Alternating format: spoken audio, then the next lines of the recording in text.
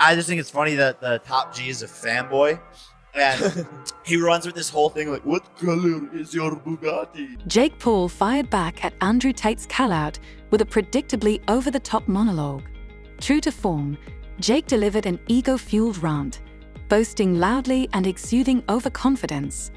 Known for cherry-picking opponents to pad his record, Jake now claims he can defeat Andrew Tate, a 4-time kickboxing world champion with a proven fight history. It's classic Jake.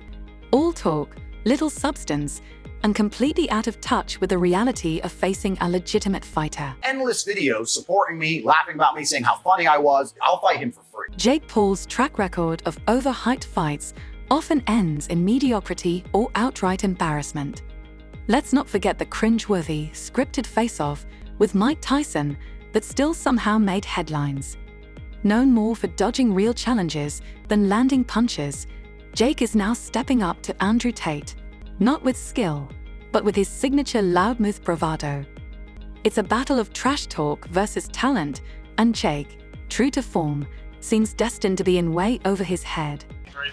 I don't think he ever gets into the ring and risks his alpha male appearance to fight me or Logan. Andrew Tate, you're scared to get in the ring with one of us. Jake Paul.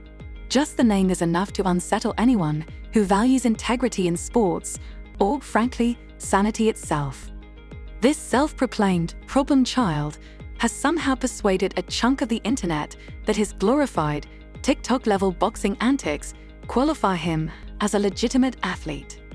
Now, he's set his sights on Andrew Tate, the internet's embodiment of cigars, Bugattis, and antiquated alpha male sermons. It's a clash of egos so oversized they might warrant their own ZIP codes. The stage is set for a spectacle of absurdity. Shall we dive into this chaotic collision? But what I'm saying is that Andrew, if my brother doesn't fuck you up, I will. And it has to go down. Andrew Tate, a 4-time legitimate kickboxing world champion, has called out Jake Paul for a fight, and why wouldn't he? Jake's boxing career resembles a bad reality TV show where retired MMA fighters and washed-up athletes take turns losing to him for a paycheck. But here's the twist. Tate has real combat credentials, minus 76 wins. Not whatever bargain bin victory lap Jake's been running. Tate didn't just call Jake out. He went straight for the jugular, mocking Jake's courage and thinly veiled stunts for relevance. Coming from a guy who built his empire on Bugattis and Hustler University sermons, that's saying something. Jake's response? Predictable. He scurried to his podcast, BS with Jake Paul, arguably the most accurate title he's ever coined, to puff his chest and posture like a middle schooler venting on Twitter after losing a dodgeball game. Andrew Tate, you're scared to get into the ring with one of us, Jake declared, dripping with irony. Jake calling anyone scared is comedy gold. This is the same guy who spent more time dodging Tommy Fury than actually training for a legitimate fight.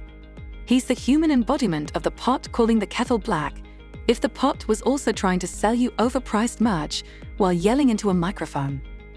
Tate versus Jake promises less of a fight and more of a circus, starring egos too big for any arena. Let the spectacle begin. But what I'm saying is that Andrew, if my brother doesn't fuck you up, I will. And it has to go down. Then there's Jake Paul's theory on why Andrew Tate won't fight him. According to Jake, Tate is afraid of tarnishing his alpha male image. Rich, coming from someone whose entire career revolves around cherry-picking opponents who either have no business boxing or are far past their prime. Jake's idea of bravery is landing punches on guys who should be enjoying retirement, all while pretending to be the future of the sport. Still, let's give Jake half a point for briefly attempting to sound reasonable. Between the self-congratulations and macho posturing, he managed to support the idea that Andrew Tate shouldn't be banned from social media. Free speech is important, he says, a noble sentiment until you recall it's coming from a guy who uses his platform to hurl insults at anyone questioning his inflated sense of greatness. Jake Paul championing free speech feels about as credible as a used car salesman preaching honesty. Hard to take seriously when the persona is built on manipulation and bravado. Fight. You want to send a contract? Send one to me. I will take a few weeks break from living my retired life to kick the living fuck out of a fucking goofy, fucking entitled dickhead like you. While Jake Paul keeps running his mouth, let's not ignore the circus he's already juggling. There's KSI, his eternal rival in a feud that spanned years, yet hasn't resulted in an actual fight. Then there's Tommy Fury, whose match with Jake has been cancelled so many times it feels like a poorly written soap opera. Visa issues, scheduling conflicts, or Jake's uncanny knack for turning every situation into melodrama. Take your pick. By now, Jake dodging credible opponents isn't a rumor, it's practically his trademark. Speaking of Brits, I had a call with Tommy Fury. They're saying we're going to fight in February, Jake told his co-host. I think he actually can't leave the UK, so if I fight him, it's over there. His co-host, Ever the Skeptic, pointed out that Tommy has a history of last-minute withdrawals, questioning whether this matchup would even happen. Parts of it are shady, Jake admitted. I don't think we're getting the full truth, but it's a great matchup, and I really want to knock him out. Enter Andrew Tate, offering Jake a golden chance to prove he can go toe-to-toe with someone who has real combat credentials. But what does Jake do? He postures. He talks big. And as usual, the question looms, will he actually step into the ring? Let's be honest, probably not. Jake's career isn't built on challenges, it's built on theatrics. He doesn't want to fight Tate. He wants to milk the drama for clicks, views, and another wave of gullible fans who confuse his trash talk with actual talent. Look at my pants. Hey, my wrist on me no more. Hey, she get me out of life, bro. Jake Paul wanting to fight Canelo Alvarez is like a toddler challenging Usain Bolt to a sprint. Embarrassing, delusional, and undeniably hilarious. This is the same Jake Paul who defeated Anderson Silva in October 2022, a 47-year-old MMA legend, well past his boxing prime. Does that stop Jake? Of course not.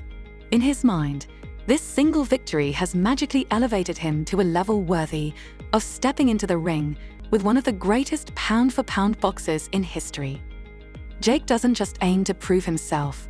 He wants to rewrite reality, conveniently ignoring that his so-called knockout record is about as legitimate as a staged prank video. And just when you think his antics couldn't escalate, he finds himself in deeper trouble. This time, it's Eddie Hearn, heavyweight boxing promoter, who's had enough of Jake's nonsense. Jake accused Hearn's Matchroom Boxing of paying off judges for favorable scorecards. The result? A $100 million lawsuit. But does Jake backtrack or stay quiet? Not a chance. Instead, he promises to debunk the allegations on episode 8 of his podcast. Because clearly, a YouTuber known for viral pranks and scripted drama is just the authority we need to expose corruption in professional boxing. Sure, Jake, we'll wait for that groundbreaking expose. Meanwhile, Jake's feud with Tommy Fury drags on like an endless soap opera. These two were supposed to fight at the end of 2021, then again in 2022. But Tommy always had a convenient excuse, visa issues, injuries, or maybe just a gut feeling that losing to Jake would be career suicide.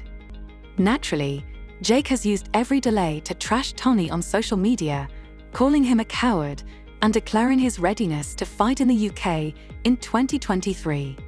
But considering Jake's stellar record of following through on fights, even if this matchup happens, a big if, it'll likely be another overhyped spectacle, leaving fans questioning why they tuned in. And then there's the wild card, Andrew Tate. A fight between Jake Paul and Tate could actually be interesting, if only for the sheer chaos. Tate, with his 76 professional kickboxing wins, brings real combat experience, unlike Jake's reality show opponents. Tate is polarizing, sure, but he knows how to fight. Jake, on the other hand, is the poster boy for delusions of grandeur. Watching him step into the ring with Tate would be like watching a YouTuber challenge a Navy SEAL to a push-up contest.